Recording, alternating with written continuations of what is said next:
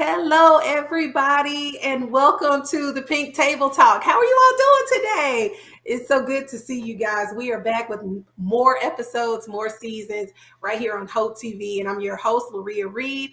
So grateful to have you all with us today because we've got a great topic, a serious topic that a lot of us don't talk about because it's kind of a touchy subject. But at the same time, women go through this, and I believe that we're going to be a blessing to someone. So today we're talking about coping with infant loss, coping with infant loss. And these two young ladies here, they are gorgeous and beautiful. And I'm so glad and grateful that they could be on with us today to give us good, candid conversation. Their transparency is amazing, and I believe that we can all benefit from it. If you we've all experienced friends of someone, or you may have gone through it. So go ahead on, share this, like this, let someone know that we're on today with this valuable information. Okay. So look, I don't want to introduce too much of them because I want them to talk about themselves a little bit, but right here with the curls going flowing from top to bottom, Miss Tiffany, I was about to say Tip because I've known her pretty much all my life. Miss Tiffany Weldon Madison. How you doing, Miss Tim? So glad to have you I am today. doing well. So excited to be here. I'm so glad you're on today. And right here with this look, I love her hair color because y'all know I love me some color. She's over here with these red lips popping. Miss Lakeisha Headley. Hello, Miss Lady. How you doing today?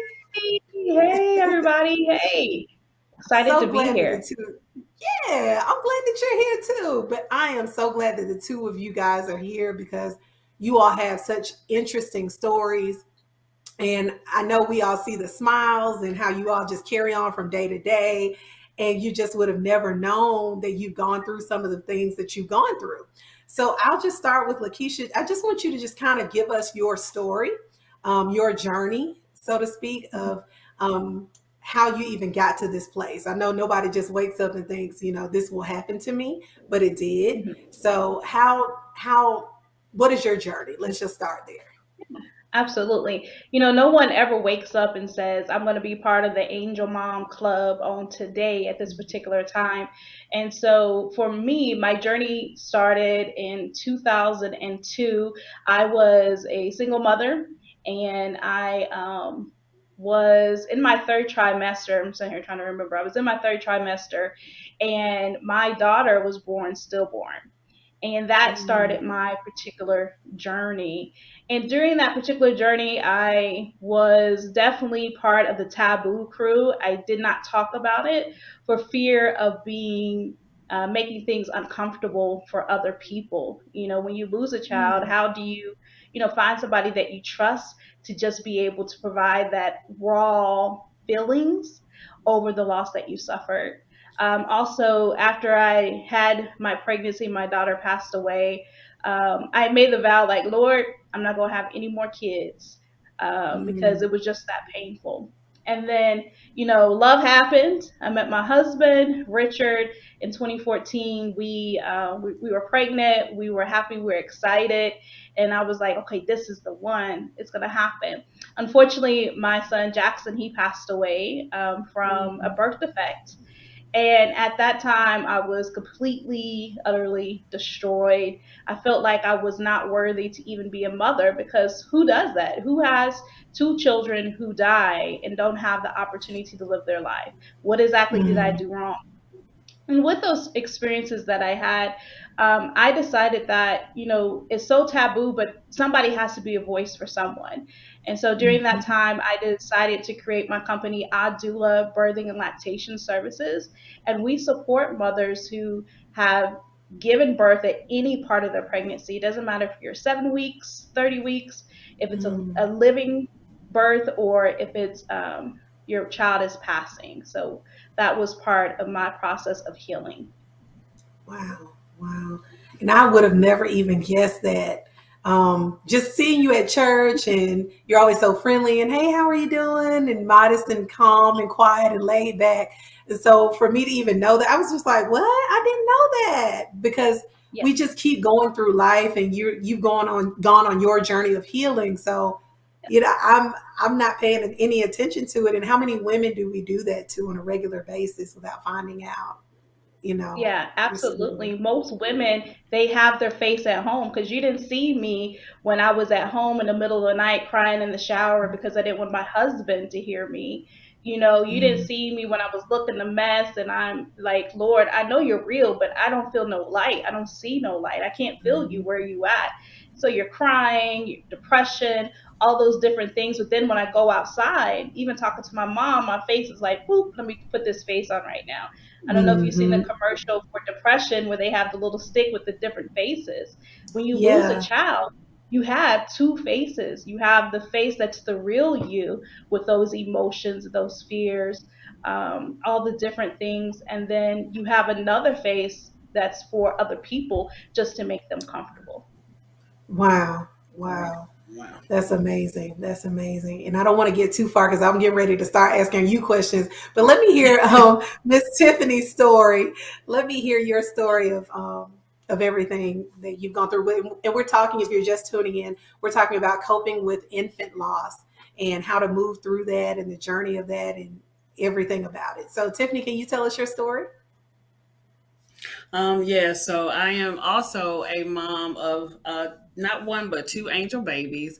My journey started in 2013. 2013.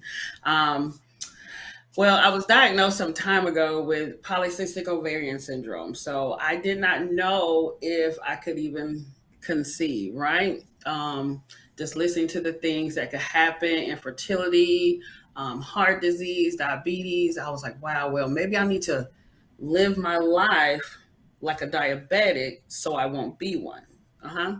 So in Mm, that process of losing weight and all this kind of stuff, they say it happens, when you lose weight, the time you become more fertile, right? And didn't even know I was pregnant, but I was pregnant with my daughter.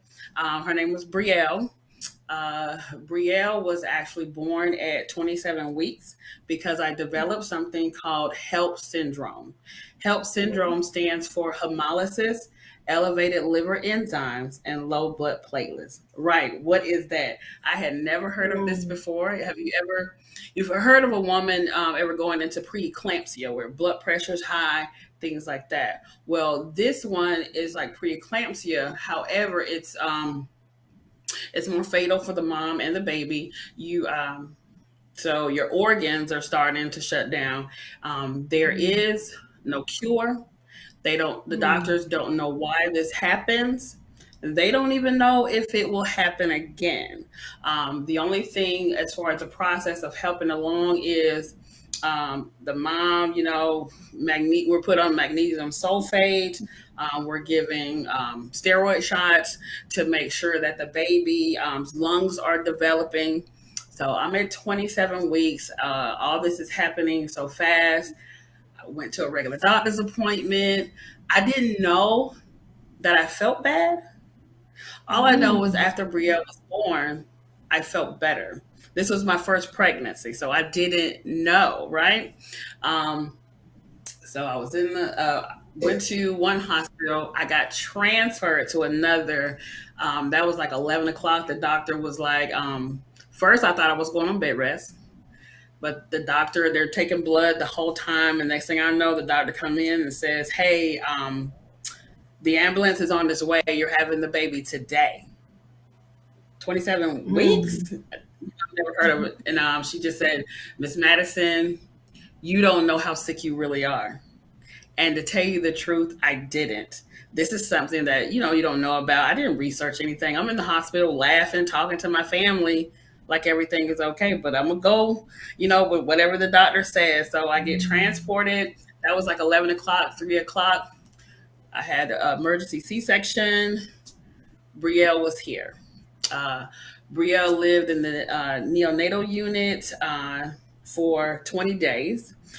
Ended up passing because of a blood infection called sepsis. Um, Mhm. but just in that time, it was an amazing story. I had a chance to bond with her. It was hard because, when you have a baby, you're expecting to be able to hold them, touch them. I had to wait, and she was in the incubator, and I could only touch at times. And We spent time at the Ronald McDonald House so we could be close to the baby, right? Um, just like you say, Lakeisha, of course, there's feelings that you have, grief and all these kind of stuff. The hospital was very, they were amazing to me. They had a transitions counselor there, and he came to us. He prayed with us. He always talked and was always communicating with us. We ended up being able to get counseling for a year, being able to go to grief camp. With that, I still felt guilty about Yeah. everything that happened with Brielle, even though doctors had no answers. In my mind, it had to be something. Was it my weight? Was I putting things in my body subconsciously that I didn't know? I didn't know, right? So I went into this mode of I'm going to take care and I'm going to fix my body. I went alkaline vegan, exercise, lost 40 pounds, pregnant again, right? I have an amazing son. His name is Bryant Madison Jr. He's 4 years old now. Um, Crazily thinking that, wow, okay, you have a baby, perfect pregnancy, everything is okay. In actuality, Bryce being born, the way that I took myself and, oh, you got to lose weight, you got to do this, and it was a perfect pregnancy, that made me feel more guilty about Brielle passing, right? Uh, Crazy. Bryant, we call him Bryce. Bryce was 9 months old, and I found out I was pregnant again, right? Wasn't quite ready because I still have a 9 month old, right? I'm tired, new mom working. Um, so it was kind of weird in the beginning. That first week, I wasn't sure, like, am I pregnant? Oh, I just had a baby. What's going on? But after that week, I got my life together. I was like, hey, this is a baby. Um, I fell in love with him. Um, Braylon, that's my second baby's name. Braylon was actually developing inside with a heart defect. The right side of his heart was not developing properly. They have some big scientific names. I've learned all of them, but I won't go into that. I ended up actually getting HELP syndrome again. Braylon was 30 weeks. It was a whole nother transporting from one hospital. This time I had to go to Atlanta to be near the Children's Hospital for his heart. Braylon lived for 12 days. And it was scary because I've seen this before, right? Every day I was so scared. I've seen this. I've been in this space. I've been in this NICU, but every day was a great report for him, right? But one day, you get that phone call from the hospital. Braylon's health is failing. We need you to come to the hospital. I've heard this before, right? He ended up passing after 12 days.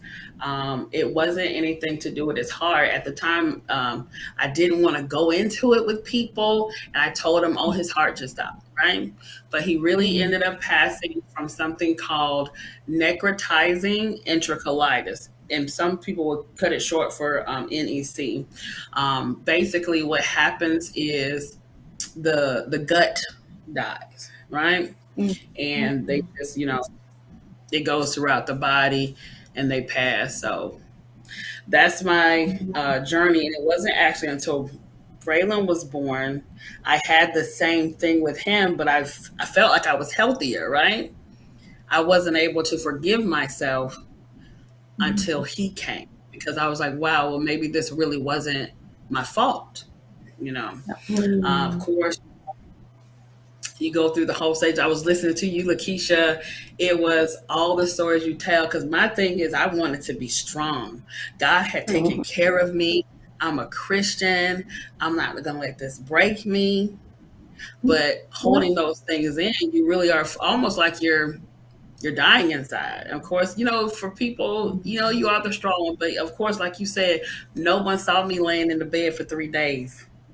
No one saw me crying on the floor thinking about how sick my babies were, right? And those things that you don't show people, you keep that at home and you keep that inside, right?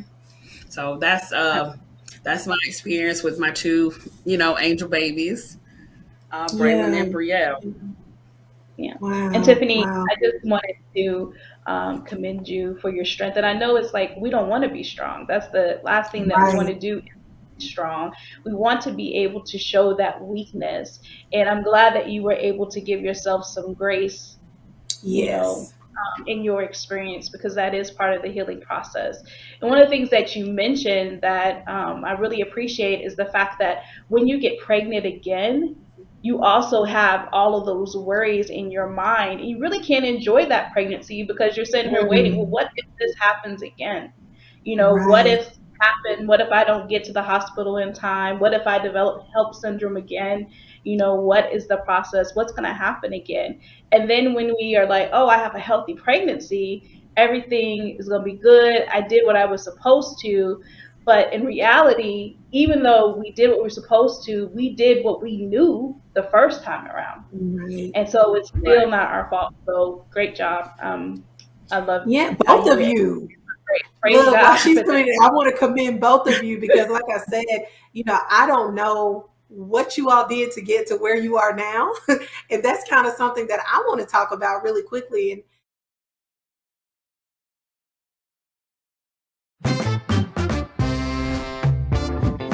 I mean, y'all didn't know the answer to this, but John P. Key is your name, but what does the P stand for? The P actually stands for Prince. Dr. Scott and Brian Scott, years ago when I signed my first deal, they ran with it and started the Prince of Gospel, but that's where it came from. Lizzie and John named me John Prince Key.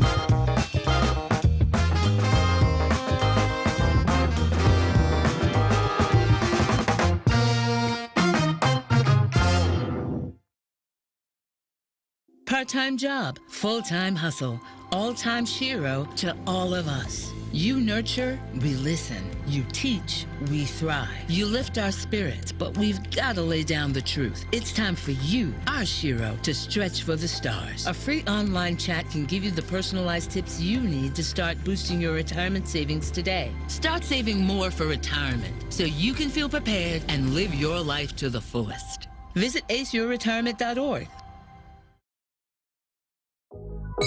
So what is some major hesitancies around this vaccine? Because I ask younger people all the time, why haven't you gotten the shot?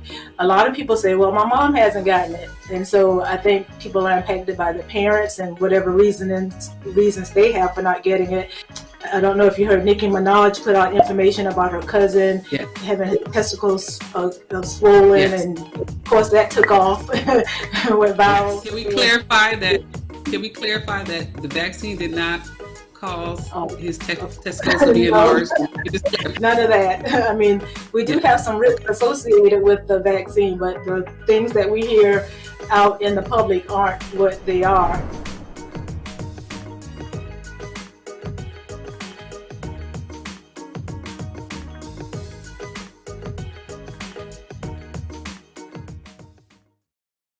I want to speak really quickly. I know you both mentioned the guilt of everything. What helped you and what tools did you use? Or was it a scripture? Was it a conversation? What was it that assisted you in? And I know we're real big advocates for counseling.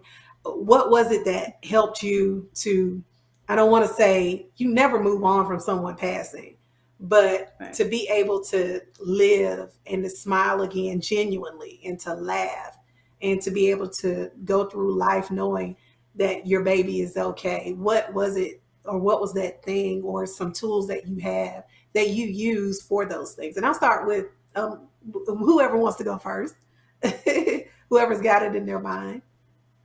Well, for me, because of this process, I am an advocate for counseling, therapy, family, go get your healing. And a lot of times, in the African American community, Mm-hmm. it's becoming more popular, but there was a time when you just went to church, you prayed about it, you Right. didn't, talk about it too much. But I was like, this has never happened to me before. I'm going to try something new, right? Like I said, the transitions counselor, they gave us grief counseling for up to a year. And they also offered us a retreat at a grief camp. And we got to go 2 years after each death. And it was Mhm. amazing. Like, they gave me tools. Like, things happen to you in life, right? That we Right. don't necessarily have the tools to navigate through.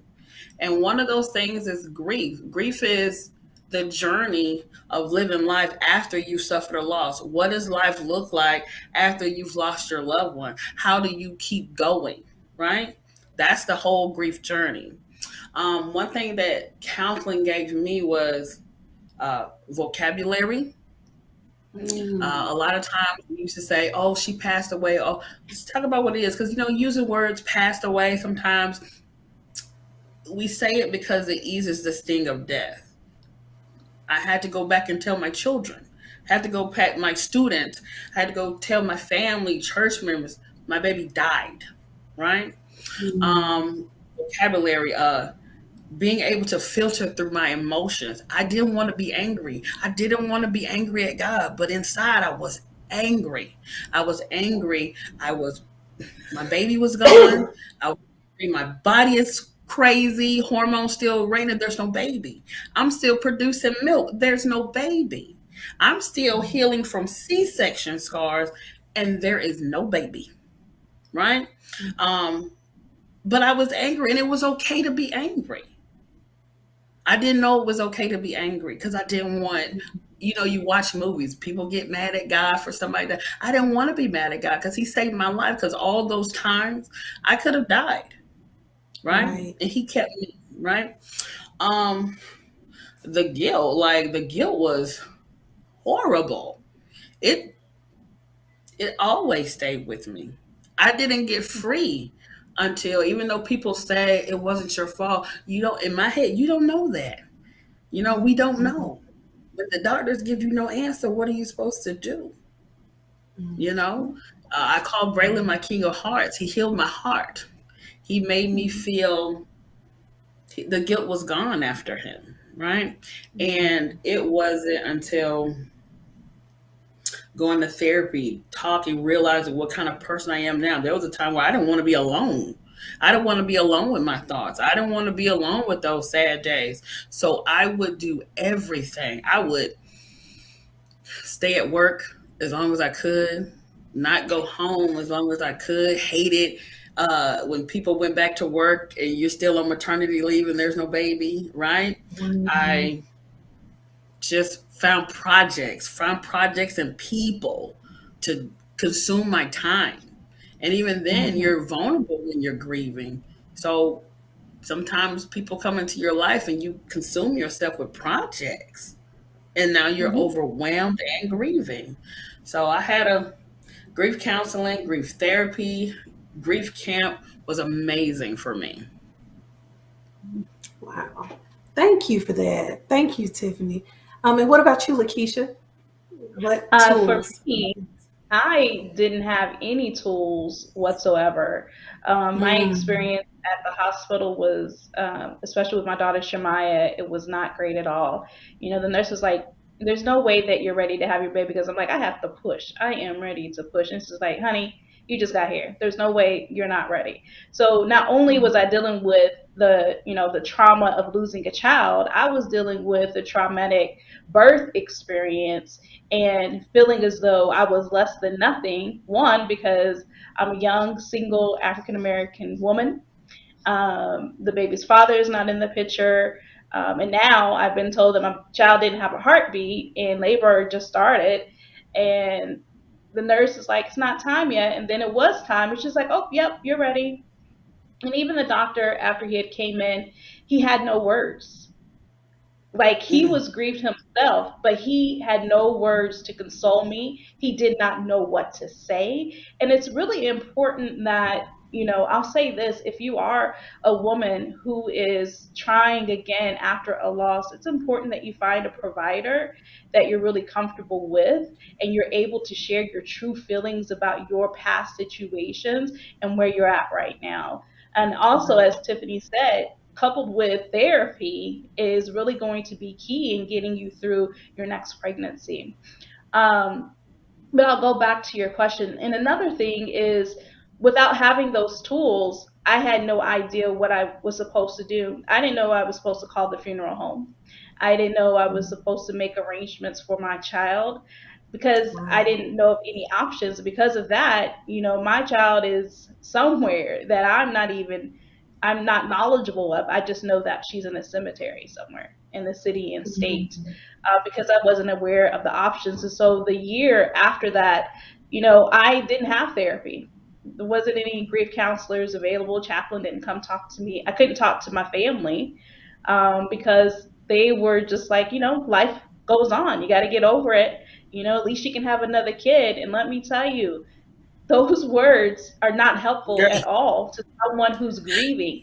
You would never say that to someone who just lost their No. sister, or someone who just lost their mom, or someone who lost their pet.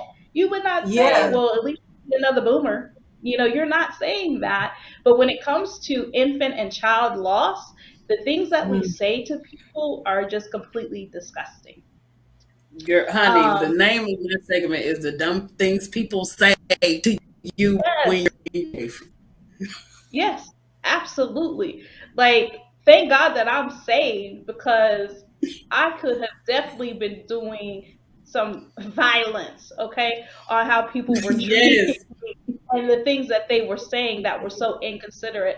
And the fact of the matter is, when it comes to miscarriages, 1 of 4 women have suffered a miscarriage. So it's like, Right. if we're in a room of 10 women, 2 of those women have had a miscarriage, one has suffered stillborn, and another one has lost a child in the first year. So the fact that we're so insensitive to the needs of those who Yes. are grieving is just absolutely crazy. And it took, even in 2014, I was still concerned, still grieving the loss of my daughter. I mean, this is years, it's like 12 years down the line. 2017, I got pregnant with my son, Rich III. And during that pregnancy, I realized that I had a problem. Like, I was having suicidal thoughts because I was saying to myself, Lord, I don't even know what to do as a mom. Being a mother, all I know is death. So I know what to do now if my child dies, but I don't even know what Mhm. to do with a living child. Oh, And there, wow. I needed that support on, let's talk through your feelings. I needed that therapy. But again, taboo, African American community. I didn't even bring it up with my husband. But after Richie was born, that's when I was like, okay, I need to get some help. I Mm. really need to get some help. So therapy and Jesus are the two top things of what you need to do. They say speaking the word of the Lord is really important, and I did have scriptures that actually helped me through my process, because, like in Jeremiah 30:17, it talks about restoring health, healing the wounds, because they called you an outcast. I had a miscarriage. My child was born still, and I'm an outcast in the community. Lord, heal my cry, right? And then, Mm. Psalm 6:6 through 9, I'm groaning. My eyes are swollen from crying. They're red. My nose, I can't breathe because I'm so stuffy. And I have to tell iniquity, depart from me, because God has heard my cry. He is with me. And I have to constantly speak over myself to let the devil know, look, devil, look here, player, this is not your playground. This is That's the right. Lord's Mm, house, regardless yes. of what I'm going through. And so, constantly speaking the word of God, going to therapy is what I depended on. And I'll be honest, I couldn't depend on the church. I Mm. couldn't depend on my pastor. I couldn't depend on the ministers. It was a time to where it was really make or break. Are you a true believer in the Lord and what he can do?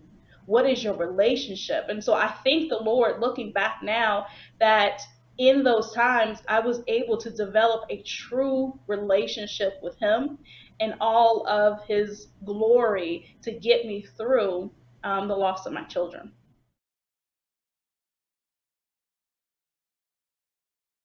Okay, I keep on saying self-reflection, but it's true. This is what I really think.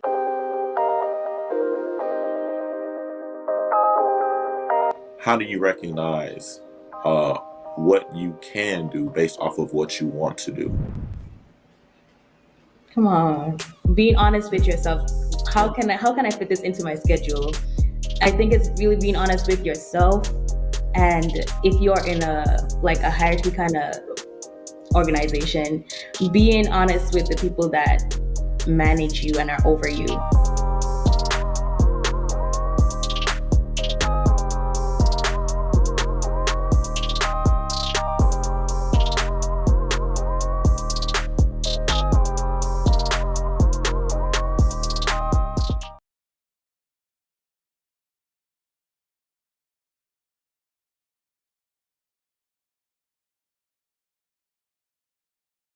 My Shiro doesn't always wear a cape, but she always has time for a hug, a smile, for going the extra mile.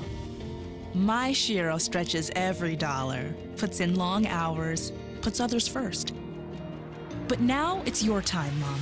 When you're ready to retire, we want you to be able to enjoy it. It's time to start saving now. A free 3-minute online chat can give you the personalized tips you need to start boosting your retirement savings today. Visit aceyourretirement.org/Shiro. You know, we're going to talk about something that you hear more and more about today, and that's dementia. Alzheimer's disease and dementia drastically impacts the Black community. We're twice more likely to be diagnosed with Alzheimer's disease or a form of dementia in comparison to our white counterparts. And so again, this is why it's so important for us to take a minute and to learn about this, to see what's going on, and then understand how we can reduce our risk.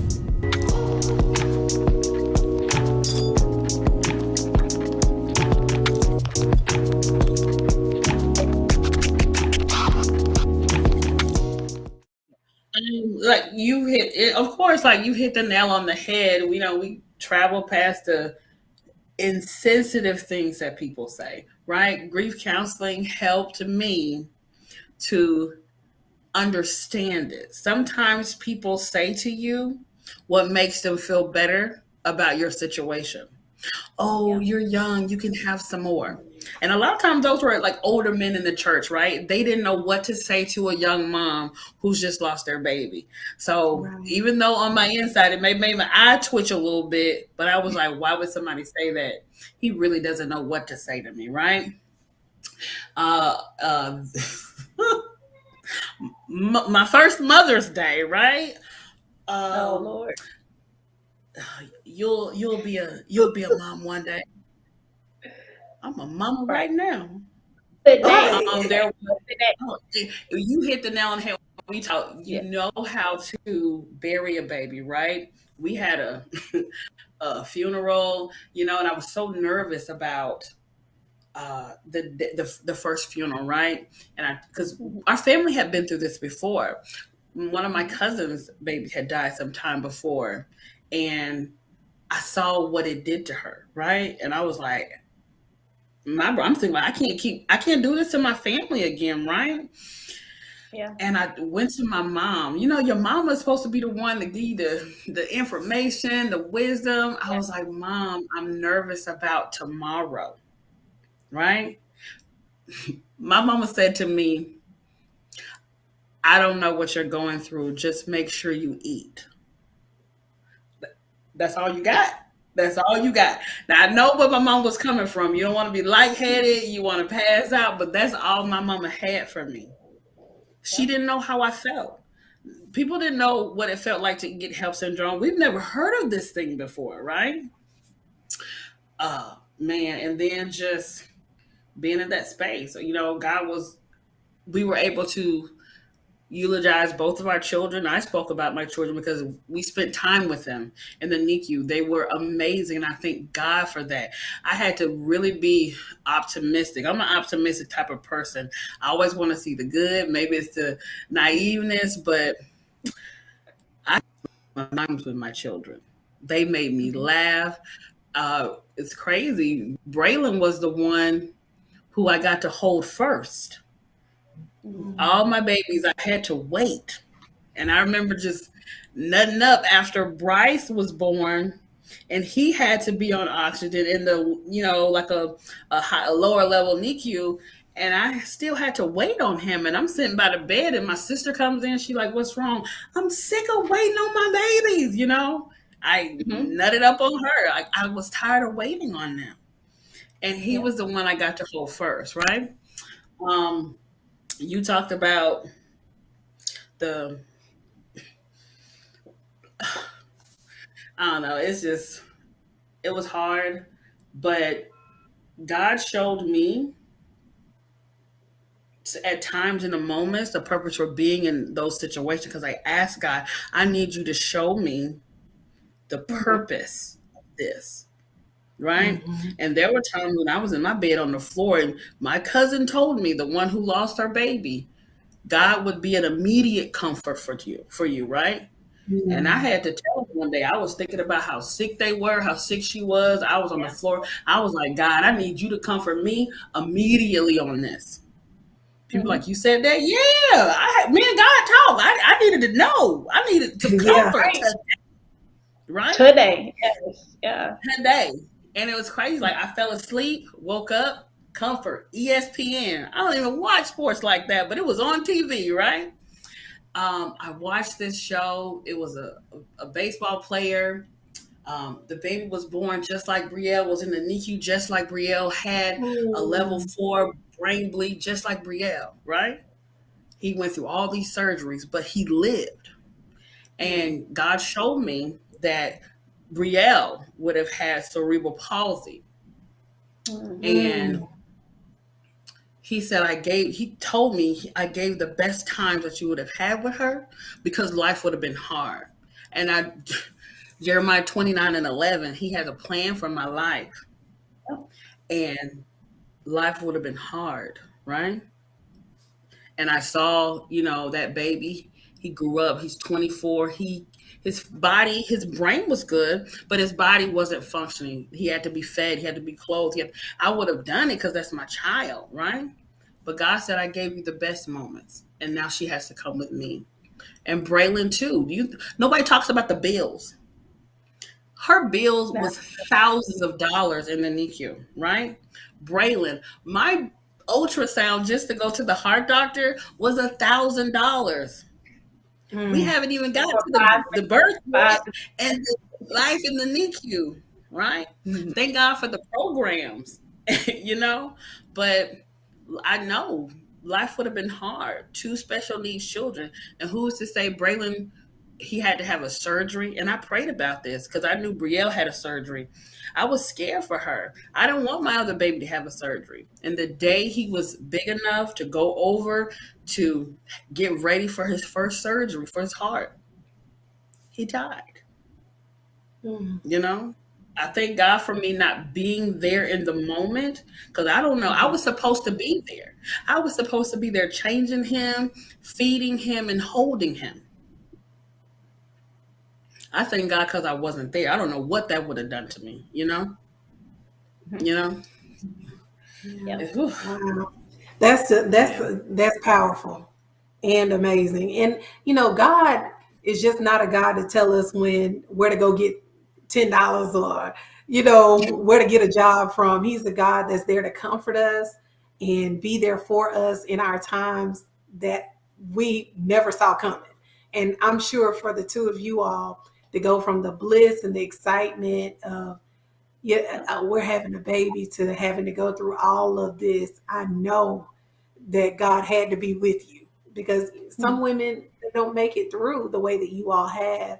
And that's why we really wanted to do something about this, because it's something that happens to us, but we don't talk about it. And we don't want our women to ever feel that they're alone. I know Lakeisha just said about I think it's 1 out of 4 women, or 2 out of the 10. If you're in a room, if it's 10 women, 2 of them have either miscarried or had a stillbirth or something along those lines, or lost a child. So we have to be very sensitive to those things and be what's the word for it, sensitive to them and their process and their journey. I know you all were talking about the different crazy things that people say. Go look up some things online of what to say. And your presence means more than anything, just being there. You don't have to say nothing. You don't have to come in talking. And I think that's what we do a lot is speak. I also learned, as a person being in grief, you have a right to tell people what it is you need from them. So you don't feel worse than when you came, right? Right. I hate to do this. Mama, forgive me. But this is just life. I love her, right? It's nothing bad. I'm sorry, Mama. But another situation. One day I'm just missing her and I'm crying. And my mom says to me, "Oh, baby, you just gotta get over it." It's like a record stop in your brain, right? And I was like, "Mom, don't ever say that to me again." I said, "I'm missing my baby. I get up every day." I said, "I'll cry for 5 minutes and it'll be okay." I realized that my mom didn't want to see her baby cry, right? But when I told her that, then she was like, "Well, just cry, just let it out, just cry, just cry, just cry." But we have a right to tell people. I didn't know I had a right, right? I didn't know I had a right to tell people. I didn't know I had a right to tell, hey, what? Guess what? I want to talk about my baby today. I don't want to hear about your auntie's cousin, best friend, or today I just want to sit here. Can you just be here? Or I just want to cry. Oh, I don't feel like talking to nobody, Yeah, absolutely. And speaking of, sorry, I didn't mean to interrupt. Go ahead. Oh, and the last part was just when you encounter someone in grief. I learned this in grief camp. You can't say anything else. I am so sorry for your loss. Let me know if there's anything you need from me. And when you say those words, let it be true, because you never know what somebody's going to ask you. That's right. And that's true. Absolutely. Yeah, absolutely. And it doesn't matter, if they had a miscarriage and it was 4 weeks, 5, 6, or 7, or, it was after they've given birth. Still saying that I'm here for you, I'm sorry for your loss, is so big. And one of the things that you mentioned, we love our mamas. Like, Mama, I love you for real too, but I gotta tell my story about how you was acting. After she came to pick me up from the hospital, and I was at home when my water broke, right? And so she took me back to my apartment and she made me clean up the bathroom where my water broke. And this whole time, I'm like, Lord, I know I'm tripping. Like, did she really say that I needed to clean up my bathroom? Like, Ma, you should have cleaned the bathroom for me. And I'm sure, she was also grieving, right? She's also a wreck. She's not showing it, but her baby just lost a baby. And she doesn't know how to support her baby because she's never been through this. And she doesn't even know, is there anybody I can reach out to? And so I still love her. And I charge it to her head and not her heart that she made me clean up my bathroom after my water broke. So I tell everyone, if you don't know what to say, there are resources. Google is your friend now. You have the technology. Before you go over to the person, before you pick them up, Google, what can I say to my friend, to my daughter, to anybody who just lost a child, regardless of the age, regardless of the stage of the pregnancy, just to help you out. Most definitely. And we've got 1 minute left. So I'm going to ask each one of you really quickly to give a word of encouragement to a mother who may be experiencing the loss now. She may be watching, feels alone, but feels supported now from listening to you guys. So what word of encouragement would you give to someone who's experiencing what you've experienced? And I'll start with Tiffany. 30 seconds for each one of you. Get support. There's a lot of Facebook groups. I've just created a Facebook group. Help is on the way for women who are experiencing infant loss. It's a great thing when you have support. You can talk to people who've been through the same thing. Counseling is a must. It is okay not to be okay sometimes, but get the counseling. Go get your tools.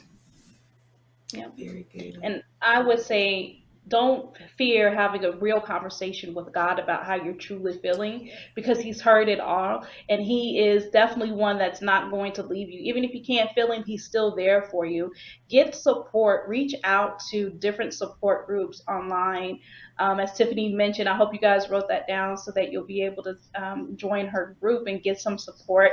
Also, as a doula at Adula, we are there to provide support. So if you're currently experiencing a miscarriage, if you know someone who's also doing that, reach out to us free of charge. We're here for you. We're here to provide support. We're here to let you know how you can take care of yourself during this time period and also after, for whatever life has to bring to you. Wow, you guys are amazing. I have enjoyed this thoroughly. Thank you so much for your transparency, for being so honest, and for creating a space for other women to feel that someone understands them and has gone through it. But I don't think you all even realize how powerful your testimonies are just by you telling us what you've been through. And so I say, on behalf of everybody listening, thank you all so much for that. Thank you to Tiffany Madison, Lakeisha Headley. You guys are just so awesome. Thank you all so much. And we'll have to have you come back for something else, but we couldn't put it all within this time frame, but this was just so good. You all are just amazing. And we're still praying for you. And if there's anything we can do to support you, as Tiffany said, let us know. And to our moms out there. That. Yes, and to our moms out there, we love you guys. We're here to support, and you guys see their information below. If you need to follow them on social media or whatnot, find them on Facebook, on Instagram, and come on in. They're there to help. So we provided this resource for you, and I'm just so grateful to both of you. So this is, look, we're signing off. I want to keep talking. I want to keep going, but our time is out. But thank you both so much for being here. Thank you for tuning in to the Pink Table Talk. And we will see you the next time. All right. Love you guys. Have a great one.